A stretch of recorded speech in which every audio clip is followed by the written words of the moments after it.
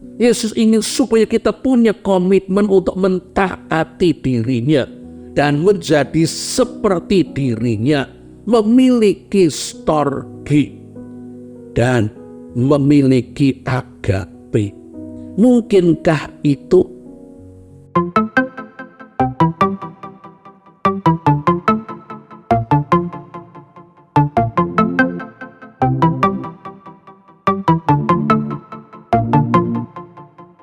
Shalom Bapak Ibu, Saudara-saudari, selamat bertemu kembali bersama dengan saya dalam seri Walking with God. Ini seri yang ke-137. Saya masih mengambil bacaan dari Yohanes 13. Kali ini ayat yang ke-34 dan 35. Dan dari Yohanes 13 ayat 34 dan 35 saya mengambil judul Perintah Baru Yesus. Mari kita berdoa terlebih dahulu. Ya Tuhan yang kami kenal, kami sembah di dalam diri Tuhan Yesus Kristus, Gembala kami yang baik, pemimpin kami datang pada saat ini Tuhan sekali lagi memohon, jikalau kami akan membaca dan merenungkan firman Tuhan, kiranya Tuhan yang membukakan hati pikiran kami, menjadikannya seperti tanah yang subur bagi benih firman Tuhan, memberikan kepada kami pewahyuan, hikmat, dan sapaan Tuhan secara pribadi. Tolonglah Tuhan Allah yang menjadi perantaraan firman, layakkan, kuduskan, dan mampukanlah Ia, supaya Ia dapat berkata-kata seturut dengan kehendak Tuhan, tetapi juga agar kata-katanya dapat kami ikuti dan kami mengerti.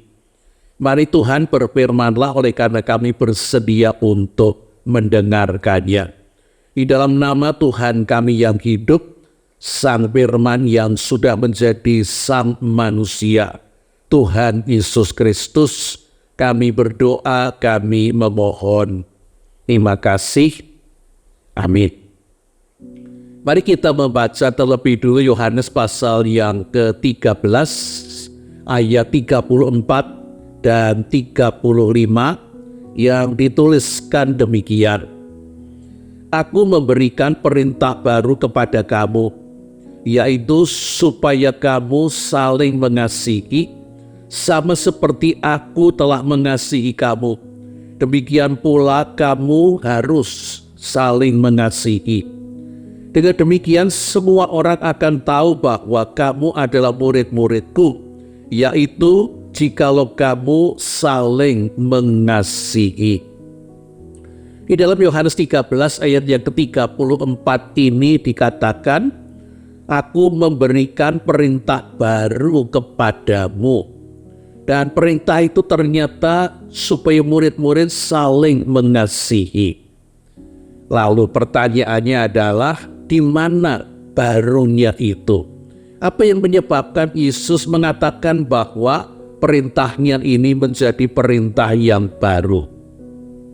Kita tahu di dalam Perjanjian Lama, khususnya kitab Imamat pasal yang ke-19 ayat 18, di sanalah perintah untuk mengasihi itu pertama kali muncul.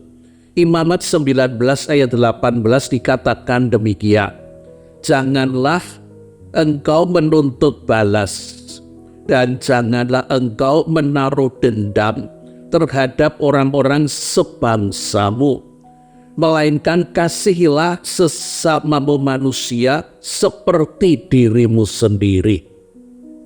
Kalau kita memperhatikan Imamat pasal yang ke-19 ayat 18 ini, di sana sesungguhnya ada konteks ruang lingkup, yaitu janganlah engkau menaruh dendam terhadap orang-orang sebangsamu, melainkan kasihilah sesamamu manusia seperti dirimu sendiri. Mengasihi sesama, tetapi dalam batasan, dalam ruang lingkup, dalam konteks sebangsamu. Berarti mengasihi sesama bangsa Israel atau bangsa Yahudi. Mari kita lanjutkan. Di dalam Imamat 19 masih muncul sekali lagi, yaitu dalam ayat 33 dan 34. Apabila seorang asing tinggal padamu di negerimu, janganlah kamu menindas dia. Orang asing yang tinggal padamu harus sama bagimu seperti orang Israel asli dari antaramu. Kasihilah dia seperti dirimu. Ada perintah untuk mengasihi, bahkan perintah untuk mengasihi orang asing. Tetapi ternyata kalau kita perhatikan, bukan mengasihi orang asing secara umum dan orang asing secara keseluruhan, tetapi dibatasi dengan orang asing yang tinggal di negerimu, orang asing yang tinggal padamu.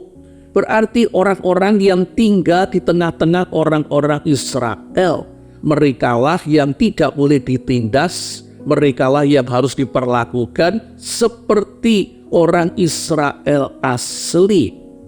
Dan kalau masih boleh ditambahkan satu hal lagi, pada zaman Tuhan Yesus berarti sudah tahun Masehi, di tahun awal Masehi, di tengah-tengah kehidupan bangsa Israel muncul istilah proselit. Proselit adalah istilah untuk menyebut orang-orang bukan Yahudi, tetapi menganut agama Yahudi. Kita tahu pada waktu hari-hari raya, apakah itu Paskah, apakah itu hari raya Pondok Daun, apakah itu hari raya Pentakosta, orang-orang yang berdatangan ke Yerusalem, ke Bait Suci, bukan hanya orang-orang Israel Yahudi dari berbagai tempat, juga mereka orang-orang asing yang menjadi pengikut agama Yahudi.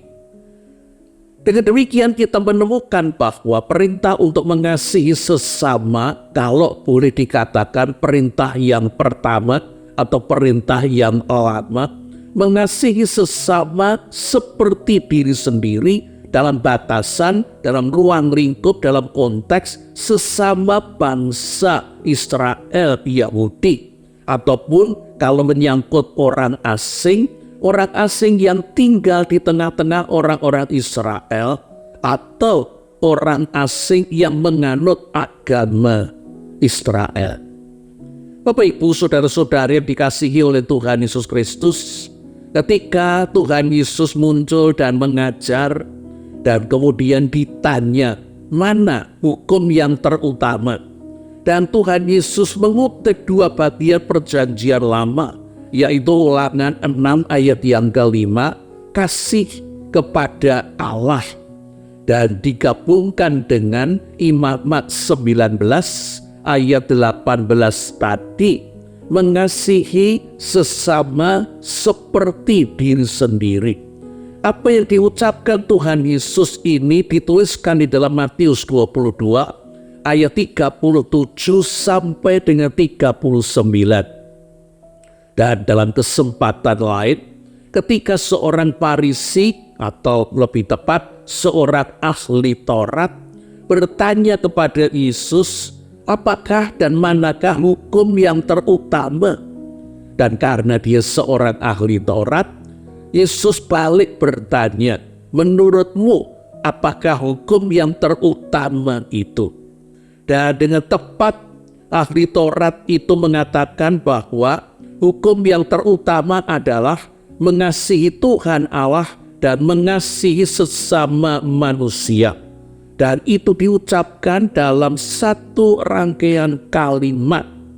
Lukas pasal yang ke-10 ayat yang ke-27. Lalu pertanyaannya kemudian dimunculkan oleh ahli Taurat itu, siapa sesama manusia itu? Dan di sanalah Yesus kemudian menjelaskan dengan memakai perumpamaan tentang orang Samaria yang murah hati. Kita tahu cerita itu. Ada orang Yahudi dirampok, bahkan dipukuli sehingga ia tergeletak di pinggir jalan. Lalu lewatlah seorang imam, tetapi dia melewati dan tidak menolong. Dan seorang Lewi juga melewati dan tidak menolong. Dan kali yang ketiga lewatlah seorang Samaria yang dianggap musuh orang-orang Yahudi, yang dianggap bukan orang Yahudi. Tetapi orang Samaria ini justru kemudian menolong orang Yahudi yang dirampok dalam keadaan terluka itu. Lalu Yesus bertanya kepada si ahli Taurat, menurutmu siapakah sesama manusia bagi orang yang dirampok itu? Dan ahli Taurat itu menjawab dengan menghindari menyebut Samaria. Dia menjawab dengan mengatakan orang yang melakukan kebaikan kepadanya. Bapak, Ibu, saudara-saudara yang dikasihi oleh Tuhan Yesus Kristus, orang-orang Yahudi Israel masih membatasi sesama manusia itu adalah orang-orang yang sebangsa. Kalau diperluas Ulangan ataupun Imamat pasal 19 ayat 34 dan 35, orang asing yang tinggal di tengah-tengah mereka. Dan kalau sampai di perjanjian baru, proselit, orang-orang asing yang menjadi pengikut agama Yahudi. Dan disinilah kita menemukan Yesus mengucapkan sebuah pembaharuan hukum kasih yang lebih luas daripada apa yang diungkapkan oleh orang-orang Yahudi, orang-orang Israel. Mengasihi sesama manusia. Yang pertama yang dimaksudkan oleh Yesus adalah lebih luas daripada hanya mengasihi orang-orang sebangsa, ataupun lebih luas daripada orang-orang yang mengikuti agama Yahudi. Kata-kata sesama manusia dimaksudkan Yesus dalam artian harafiah, orang-orang yang memang sesama makhluk hidup manusia dari bangsa dan suku bangsa apapun, bahkan juga dari pengikut agama manapun. Yang kedua, Yesus mengatakan kasihilah sesama manusia bukan dalam kerangka seperti engkau mengasihi dirimu sendiri. Tetapi Yesus mengatakan kasihilah sesama manusia seperti aku mengasihi kamu. Mengasihi orang lain seperti kita mengasihi diri kita sendiri. Kita tahu bahwa kita menginginkan untuk diri kita pastilah yang baik, pastilah yang menguntungkan kita. Kita tidak akan membuat diri kita mengalami kerugian ataupun kesulitan. Tetapi Yesus mengajarkan supaya kita mengasihi bukan dengan ukuran diri kita, bukan dengan ukuran kita mengasihi diri kita, walaupun itu kita melakukan yang baik dan bahkan mungkin terbaik. Ukuran yang diberikan Yesus adalah kasih-Nya kepada murid-muridnya. Dan kita menemukan suatu pembaharuan sesungguhnya dilakukan Yesus mulai dari apa yang diajarkan dan juga diperagakan dalam hidupnya. Mari kita melihat pengajaran Yesus di dalam Matius pasal yang kelima, yang merupakan bagian yang dikenal sebagai khotbah di bukit. Di dalam Matius pasal yang kelima kita menemukan mulai ayat 38, saya akan membacakannya sampai dengan 45. Dan kemudian meloncat ayat yang ke-48. Apa yang dipegangi oleh orang-orang Israel, orang-orang Yahudi adalah prinsip setimpal. Ini prinsip yang berasal dari perjanjian lama. Mata ganti mata dan gigi ganti gigi. Apa yang kemudian diajarkan Yesus? Janganlah kamu melawan orang yang berbuat jahat padamu, melainkan barang siapa menampar pipi kananmu, berilah juga kepadanya pipi kirimu. dan kepada orang yang hendak mengadukan engkau karena mengingini bajumu, serahkanlah juga jubahmu. Dan siapapun yang meminta engkau berjalan sejauh 1 mil, berjalanlah bersama dia 2 mil.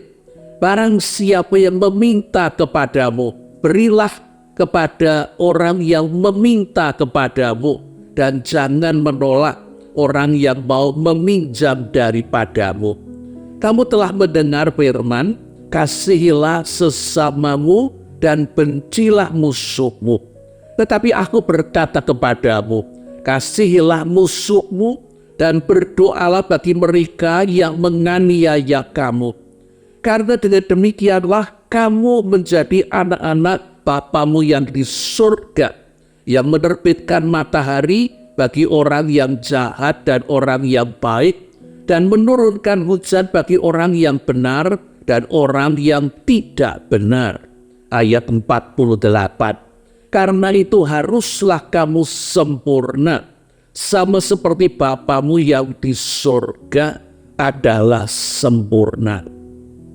Disinilah kita menemukan perbedaan apa yang menjadi perintah Yesus yang ia katakan sebagai perintah baru, mengasihi sesama. Ukurannya bukan setimpal, ukurannya juga bukan mengasihi seperti mengasihi diri sendiri. Ukurannya adalah seperti Yesus mengasihi. Izinkan saya mencoba untuk menggambarkannya dengan memakai 4 kata untuk kasih cinta dalam bahasa Yunani, yaitu eros, kasih antara laki-laki dan perempuan, philia, kasih persaudaraan atau kasih persahabatan, storge, kasih ibu, dan agape, kasih Allah, kasih ilahi. Apa yang saya maksudkan dengan eros? Cinta kasih di antara pria dan wanita sesungguhnya tetap diwarnai dengan egoisme. Kalaupun selagi masa pacaran, salah satu pihak memberi dan memberi dan memberi. Pertanyaannya adalah bagaimana sesudah nanti pernikahannya berlangsung, atau sesudah sekian lama menikah, apakah masih terus memberi dan memberi?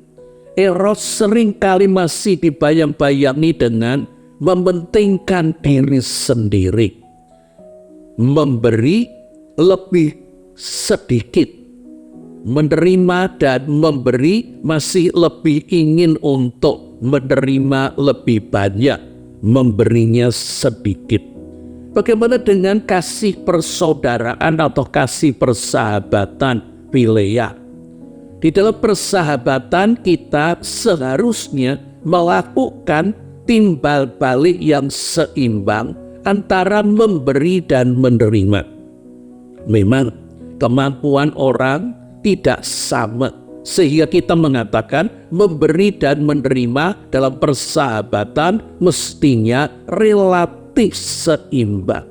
Jikalau salah satu terus memberi, diminta memberi, dan memberi, dan dia tidak pernah menerima, maka persahabatan mereka akan mulai bermasalah. Persahabatan mereka akan renggang.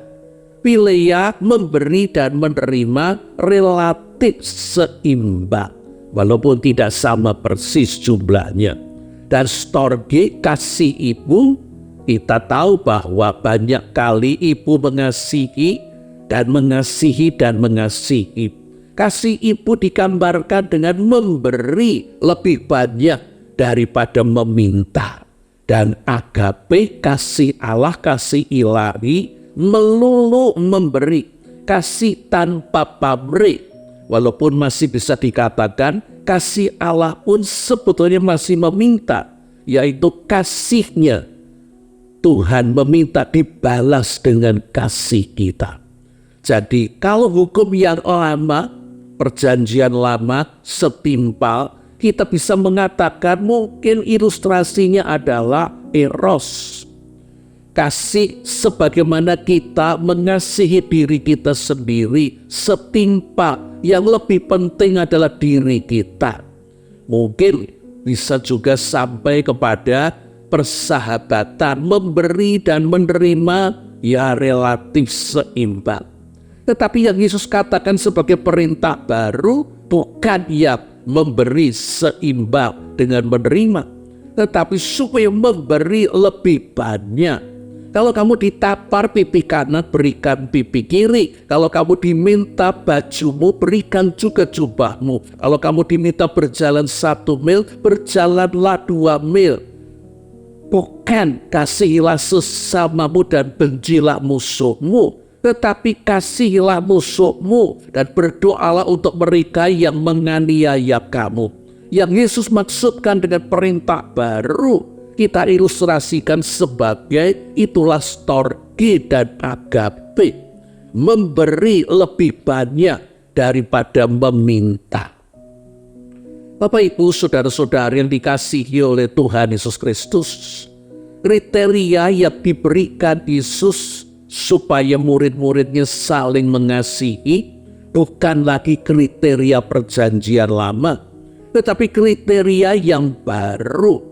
Dan kriteria yang baru ini bukan cuma ajarannya. Di dalam Matius pasal yang kelima ayat 38 sampai dengan 48, tetapi sesungguhnya sudah diperagakan di dalam kehidupan Yesus sendiri. Dialah kasih, dialah melulu kasih. Bahkan Yesus tahu Yudas Iskariot akan mengkhianati dirinya, akan menjual dirinya. Yesus tetap mengasihi Yudas Iskariot. Demikian juga dengan orang-orang yang menangkap, menyiksa, menganiaya, sampai memakunya di kayu salib. Di atas kayu salib pun Yesus masih tetap menunjukkan kasih-Nya. Oleh karena di atas kayu salib Yesus berdoa, "Ya Bapa, ampunilah mereka, karena mereka tidak tahu apa yang mereka perbuat." Inilah yang sudah dilakukan Yesus bagi murid-muridnya. Ia memberi kasih, Dia mengasihi lebih daripada apa yang dikatakan di dalam perjanjian lama. Kalau kita mencoba untuk memberikan gambar yang lebih detail, sesungguhnya bagaimana kasih Yesus kepada murid-muridnya itu. William Barclay menunjukkan ada 4 hal yang bisa dikatakan sebagai gambaran kasih Yesus. Yang pertama, Yesus mengasihi murid-muridnya tanpa memikirkan kepentingan diri sendiri. Kita walaupun mengasihi, mungkin terhadap istri, terhadap suami, terhadap anak, masih ada sisi egosentris dan egoisme. Tetapi Yesus mengasihi murid-muridnya tanpa memikirkan kepentingan sendiri. Tidak ada unsur egoisme, tidak ada unsur memikirkan keuntungan-keuntungan untuk dirinya. Yesus melakukan yang terbaik bagi murid-muridnya dan bahkan bagi seluruh umat manusia. Jikalau itu harus merugikan dirinya, jikalau itu harus mengorbankan dirinya, Yesus bersedia untuk melakukannya. Dan bukankah itu yang sudah dilakukan Yesus dengan kedatangannya dan dengan segala yang sudah ia jalani hingga di atas kayu salib dan wafat. Yesus mengasihi murid-muridnya tanpa memikirkan kepentingan dirinya sendiri. Yang kedua, kasih Yesus kepada murid-muridnya bersifat pengorbanan. Jikalau hanya dengan mengorbankan dirinya, maka murid-muridnya dan umat manusia mendapat peluang untuk dibebaskan dari hukuman dosa, yaitu maut. Yesus bersedia, Yesus rela. Di dalam dua bagian ayat Alkitab, yang pertama Ibrani 2 ayat 9 dituliskan demikian. Tetapi dia yang untuk waktu yang singkat dibuat lebih rendah dari malaikat-malaikat, yaitu Yesus, kita lihat yang oleh karena penderitaan maut telah dimahkotai dengan kemuliaan dan hormat, supaya oleh kasih karunia Allah ia mengalami maut bagi semua manusia. Yesus mengalami maut. Maut adalah hukuman dosa. Upah dosa ialah maut. Hukuman dosa manusia sudah ia tanggung sebagai manusia Allah, sehingga manusia tidak harus menanggung hukuman jikalau mau menerima apa yang sudah Yesus lakukan. Di dalam ayat yang satu lagi, 1 Korintus 15 ayat 25 dan 26 dituliskan, karena ia harus memegang pemerintahan sebagai raja sampai Allah meletakkan semua musuhnya di bawah kakinya. Musuh yang terakhir yang dibinasakan ialah maut. Sekali lagi dikatakan, Yesus bersedia untuk menanggung maut, menjalani maut, hukuman dosa manusia, oleh karena dia mentaati Bapanya dan oleh karena dia mengasihi murid-muridnya dan umat manusia, supaya tidak harus menanggung maut. Yang ketiga, Yesus mengasihi murid-muridnya dengan penuh pengertian. Yesus berkumpul bersama dengan murid-muridnya 3 tahun lebih, walaupun mungkin tidak penuh. Dan makin sering berkumpul kita akan makin kenal, makin tahu. Dan seringkali kita bukan hanya melihat hal-hal yang positif, yang baik, yang indah, tetapi kita juga melihat hal-hal yang tidak baik, yang buruk, yang jahat, yang culas, yang jelek, bahkan yang berdosa. Dengan Yesus bersama dengan murid-muridnya dalam kurun waktu 3 tahun, Yesus tahu persis siapa murid-muridnya dan apa mereka masing-masing, kekurangannya, kelemahannya, bahkan keantikannya. Orang Tionghoa mengatakan kekukuayannya. Kita masing-masing punya sisi yang sebetulnya tidak menyenangkan bagi orang lain. Tetapi Yesus tetap mengasihi murid-muridnya.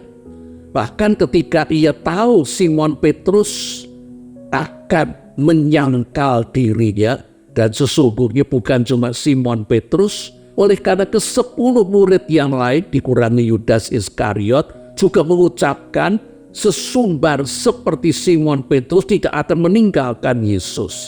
Realitanya di Taman Getsemani pada waktu Yesus ditangkap, murid-murid lari, melarikan diri, meninggalkan Yesus. Yesus tahu kelemahan, kekurangan, kejahatan, keculasan, apapun yang negatif dalam diri murid-muridnya.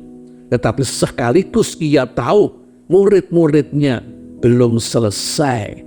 Murid-muridnya masih berproses. Ia masih sedang terus menjadikan murid-muridnya dari Simon menjadi Petrus, menjadi pribadi-pribadi yang baru.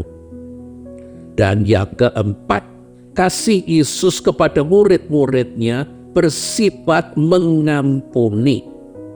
Yesus ditinggalkan murid-muridnya, bahkan Simon Petrus menyangkal mengenal dia. Tetapi Yesus bisa memaklumi hal itu. Oleh karena murid-murid hatinya sesungguhnya ingin bersama-sama dengan dirinya menanggung penderitaan, menanggung segala yang mengerikan. Tetapi mereka belum cukup punya keberanian untuk mewujudkan apa yang merupakan keinginan mereka itu. Ketika Simon Petrus menunjukkan komitmennya, walaupun dia nanti ternyata mengingkari, dan Yesus kemudian mengingatkan, engkau akan menyerahkan nyawamu bagiku. Sebelum ayam berkokok 3 kali, engkau sudah menyangkal aku, bahkan 3 kali. Tetapi pada bagian Lukas 22 ayat 31 sampai dengan 32, Yesus sudah mendahului dengan berkata, Simon, Simon, lihat, iblis telah menuntut untuk menampi kamu seperti gantung.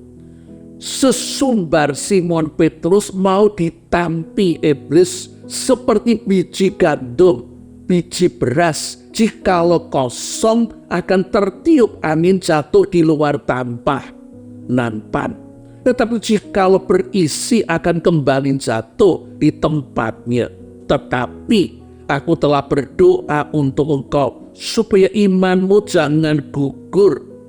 Dan engkau, jikalau engkau sudah insya, kuatkanlah saudara-saudaramu.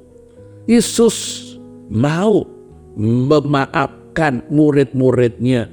Yesus mau mengerti kelemahan murid-muridnya. Mereka belum menjadi batu karang. Mereka belum siap untuk menjadi martir, mati karena Yesus, mati karena Injil. Tetapi pada saatnya nanti Yesus tahu mereka akan punya kekuatan iman, mereka akan sungguh-sungguh punya komitmen, sehingga mereka, sebagian besar murid-murid Yesus pada waktu itu akan menderita dan bahkan menjadi martir. Bapak, Ibu, saudara-saudari yang dikasihi oleh Tuhan Yesus Kristus, perintah baru Yesus adalah mengasihi bukan dengan kasih seperti kita mengasihi diri kita. Mengasihi bukan dengan kasih yang setimpal. Mengasihi dengan kesediaan untuk kita mengalahkan kepentingan kita, merugikan diri kita. Bahkan seperti Yesus mengasihi murid-muridnya dengan mengorbankan diri. Dan betapa sulitnya hal ini bagi kita. Kita tahu bahwa kita sesungguhnya lebih bersifat reaktif. Jika kita dibaiki lagi, kita akan menjadi sungkan dan kita juga akan menjadi baik. Tetapi kalau kita tidak melakukan sesuatu yang salah, dijahati, pembalasan lebih kejam. Bukankah itu kita? Tetapi Yesus menginginkan supaya kita menjadi keluarganya, supaya kita menjadi seperti dirinya, dan itu berarti bukan orang-orang yang bersifat dan bersikap reaktif. Yesus ingin supaya kita punya komitmen untuk mentaati dirinya dan menjadi seperti dirinya, memiliki storge dan memiliki agape. Mungkinkah itu? Kita menemukan di dalam perumpamaan tentang anggur, Yohanes pasal yang ke-15, kekuatan untuk menghasilkan buah anggur bukan pada ranting-ranting, tetapi kekuatan dari pokok anggur sampai ke akar. Tetapi buah anggur itu dikeluarkan pada ranting, sehingga sesungguhnya buah anggur itu bukan hasil ranting. Kita ini ranting, tetapi yang hendak dikeluarkan Tuhan dalam hidup kita bukan kekuatan kita. Itulah sebabnya Roh Kudus diberikan di dalam diri kita. Dan Galatia 5:22-23 mengatakan buah roh ialah mulai dari kasih sampai penguasaan diri. Tuhan ingin kita mengeluarkan buah roh, buah yang bukan buah manusiawi kita, buah yang adalah buah ilahi, kasih, sukacita, damai, sejahtera. Itu sesungguhnya sesuatu yang merupakan milik Tuhan. Bagaimana jikalau kita yang sudah terlanjur disakiti, sudah terluka, sudah terlanjur memiliki kebencian dan dendam? Bagaimana mungkin kita bisa mengasihi seperti Yesus mengasihi, bagaimana mungkin kita bisa mengampuni? Di dalam Roma pasal yang kelima ayat 1 sampai dengan 5 dituliskan demikian. Sebab itu kita yang telah dibenarkan karena iman, kita hidup dalam damai sejahtera dengan Allah oleh karena Tuhan kita Yesus Kristus. Oleh Dia kita beroleh jalan masuk oleh iman kepada kasih karunia ini. Di dalam kasih karunia ini kita berdiri dan kita bermegah dalam pengharapan akan menerima kemuliaan Allah. Dan bukan hanya itu saja, kita malah bermegah juga dalam kesengsaraan kita.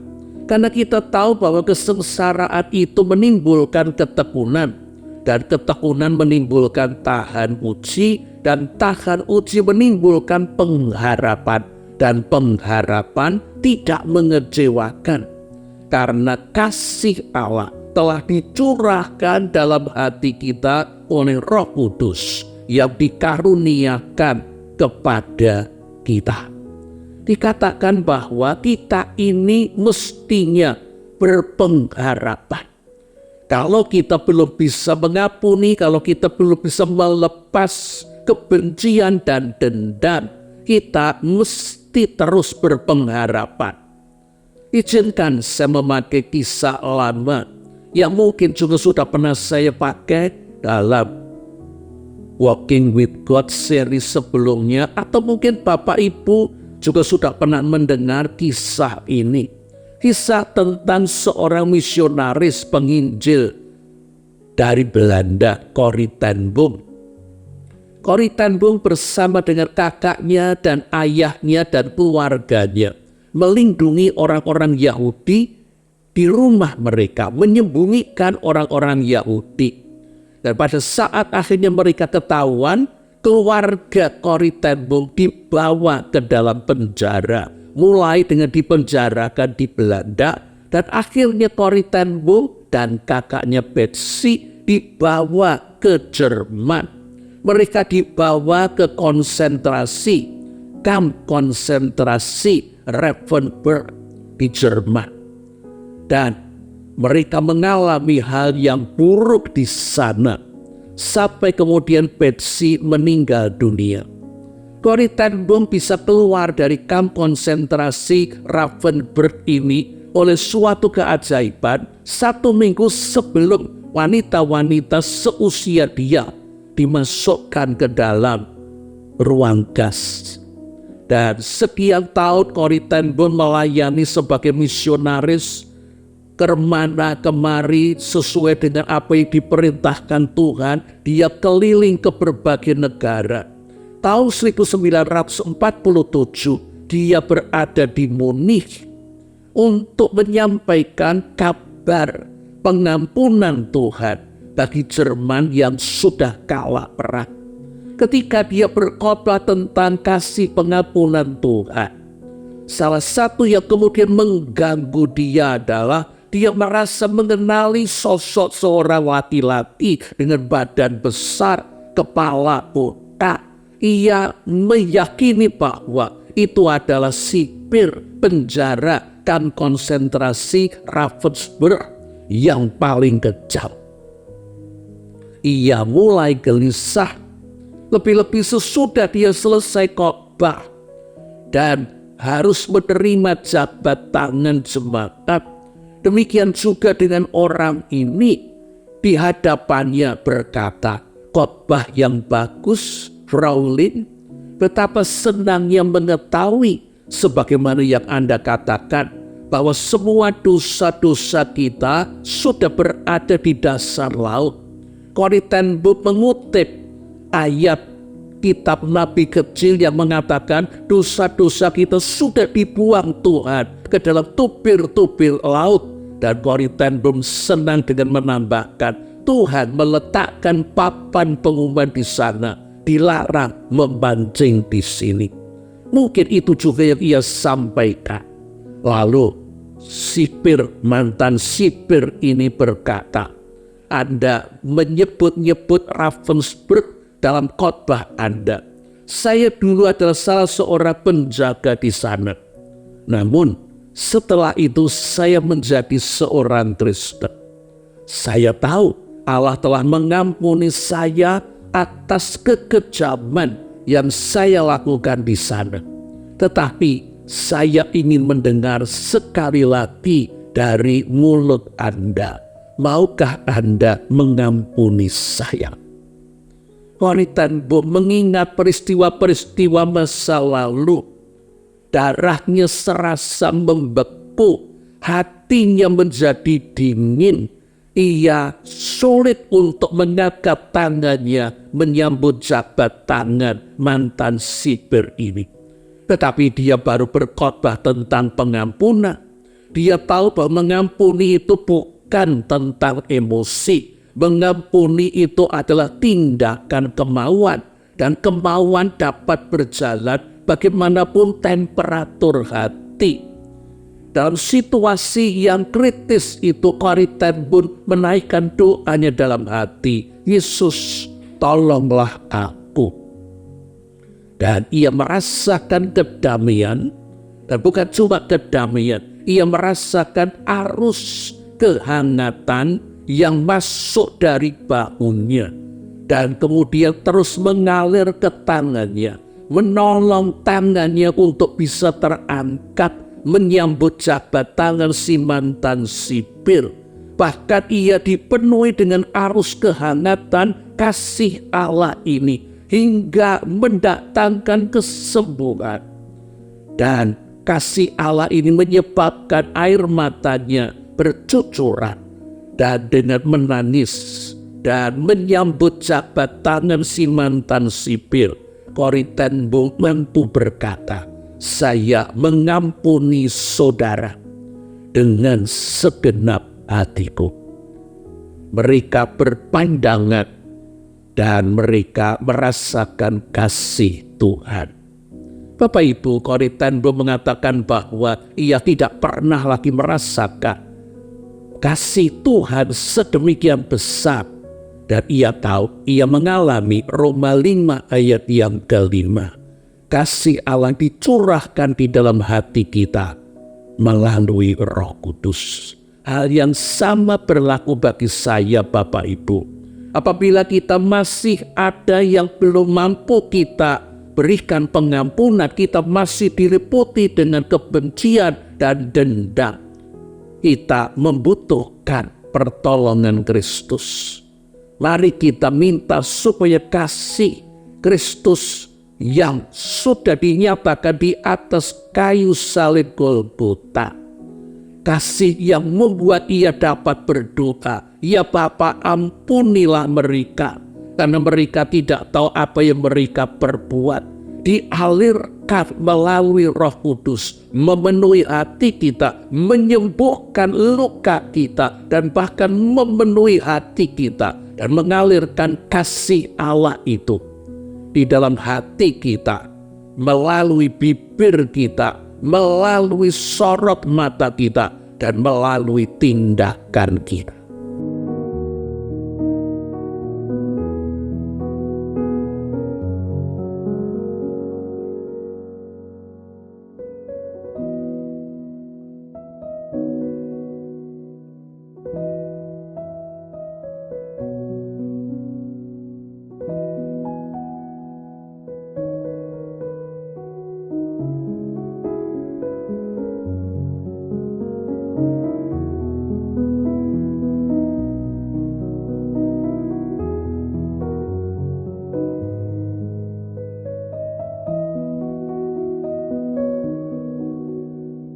Kita dipanggil untuk saling mengasihi, dan Tuhan akan menopang supaya kita ini mampu untuk menghasilkan kasih apabila kita terus melekat kepadanya dan mentaatinya. Percayakah Ibu Bapak, Saudara-saudari? Amin.